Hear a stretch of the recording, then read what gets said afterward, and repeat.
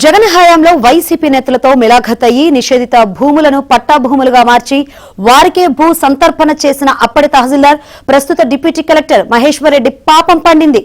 ప్రస్తుత తహసీల్దార్ ఫిర్యాదు మేరకు కడప జిల్లా సీకే దిన్నే పోలీసులు కేసు నమోదు చేశారు.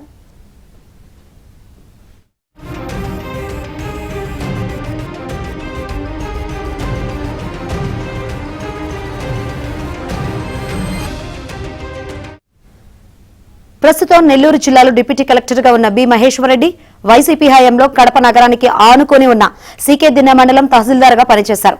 కడప రింగు రోడ్డు చుట్టూ రెవెన్యూ భూములున్నాయి. ఇక్కడ ఎకరం తక్కువలో తక్కువ 5 కోట్లు పైమాట పలుకుతుంది.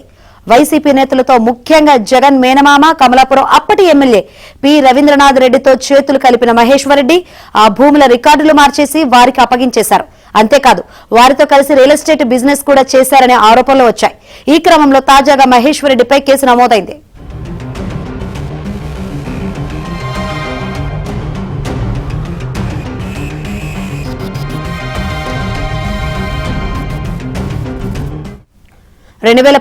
జూలై 15 నుంచి 2022 జనవరి 3 వరకు మహేశ్వర్ రెడ్డి సీకే దిన్నె తహసీల్దార్ గా పనిచేశారు.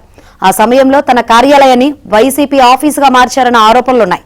వైసీపీ నేతల కనుసన్నల్లోనే ఆయన పనిచేశారని పెద్ద ఎత్తున ప్రచారం జరిగింది. ఇదిలా ఉంటే ఇక్కడ 15.94 ఎకరాల భూమి డాటెడ్ ల్యాండ్ ఉంది. నిబంధనల మేరకు ఈ భూమిని ఎవరికి రిజిస్ట్రేషన్ చేయకూడదు.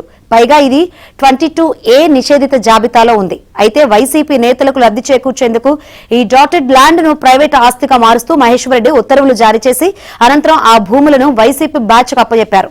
దీంతో ఆయా భూముల్లో వైసీపీ ముఖ్య నేతలు భావన టౌన్షిప్ పేరిట వెంచర్ వేశారు. దీనిలో మహేశ్వర్ రెడ్డి కూడా భాగస్వామి అని చెబుతున్నారు. దీనిపై అప్పట్లోనే ఆంధ్రజ్యోతిలో కథనాలు వచ్చాయి.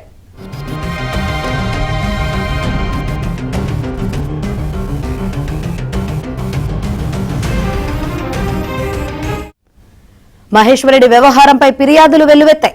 దీంతో అప్పటి సబ్ కలెక్టర్ విచారణ చేపట్టారు. మహేశ్వర్ రెడ్డి వెబ్లాండ్ లో మ్యూటేషన్లు, అడంగల్ సవరణలు, భూముల నమోదులో భారీ అక్రమాలకు పాల్పడినట్లు నిర్ధారించి ఆ మేరకు నివేదిక ఇచ్చారు.